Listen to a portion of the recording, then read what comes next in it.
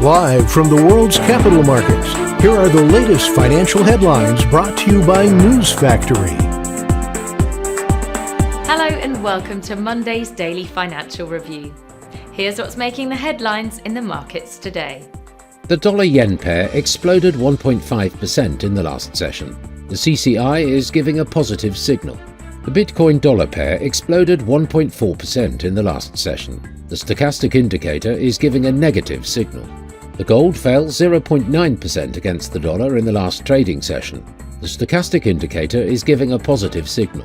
The last session saw the oil gain 0.4% against the dollar. The ROC is giving a positive signal. Coming up, the choices from our chief analysts for today. A massive fire at a crude oil storage facility in Cuba was sparked by a lightning strike.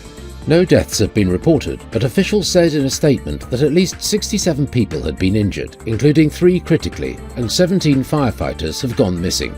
British financial regulators have failed to tackle risks outside traditional banking and should now develop a comprehensive UK policy instead of waiting for an international agreement, according to a former Bank of England deputy governor.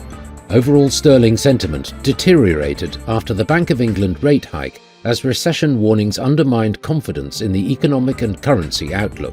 The pound-to-dollar exchange rate dipped before a recovery as the dollar lost some ground in global markets. Those were today's major economic events. And now, moving on to world financial headlines. The US 3-month bill auction will be released at 15:30 GMT. The US 6-month bill auction at 15:30 GMT. The Austrian trade balance at 0700 hours GMT. Japan's Eco-Watchers survey, Current, will be released at 0500 hours GMT. Japan's Eco-Watchers survey, Outlook, at 0500 hours GMT.